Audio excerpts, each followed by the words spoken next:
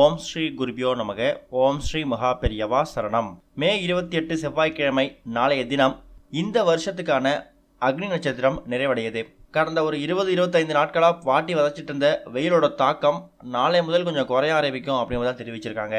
இந்த ஒரு அக்னி நட்சத்திர காலத்தில் தோஷங்கள் எதுவும் ஏற்பட்டிருந்தால் அது விலகி ஓடுறதுக்கும், முடிவடைஞ்சிருக்கக்கூடிய இந்த அக்னி நட்சத்திரத்தை நல்லபடியாக நிறைவடை செய்யறதுக்கும் நாம் பண்ணக்கூடிய ஒரு எளிமையான ஒரு பரிகாரத்தை பற்றி இந்த பதிவில் பார்க்க போகிறோம். இந்த பரிகாரத்தை எல்லாரும் கண்டிப்பாக செய்யணுமா அப்படின்னு கேட்டிங்கன்னா, செஞ்சால் தோஷம் எதுவும் இருந்துச்சுன்னா அது நிவர்த்தி ஆகிறதுக்கான வாய்ப்புகள் இருக்குது. உங்களை அறியாமையே வெயிலோட தாக்கத்தால் பல கெடுதல்கள் உங்களுக்கு வந்து சேரலாம்.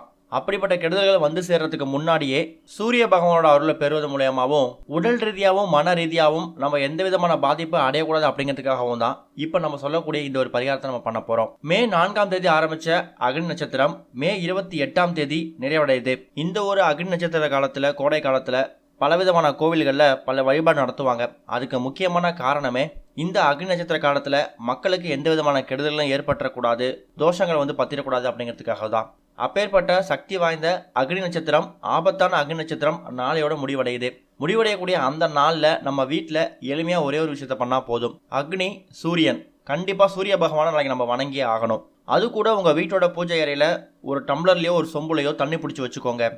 அதில் ஒரே ஒரு ஸ்பூன் மஞ்சள் தூள், ஒரு கைப்பிடி வேப்பிலை, மஞ்சள் தூள் கலந்த நீரையும் ஒரே ஒரு கைப்பிடி வேப்பிலையையும் உங்கள் வீட்டோட பூஜை அறையில் வச்சு பூஜை பண்ணிவிட்டு, அதுக்கப்புறமா அந்த தண்ணீரை வேப்பிலையை எடுத்து, முடிஞ்சால் மாவிலை இருந்தாலும் சரி, ஒருவேளை மாவிலை கிடைக்கலனா அந்த தண்ணீரில் போட்டிருக்கக்கூடிய வேப்பிலையை எடுத்து அந்த தண்ணீரை உங்கள் வீடு முழுக்க தெளித்து விடுங்க.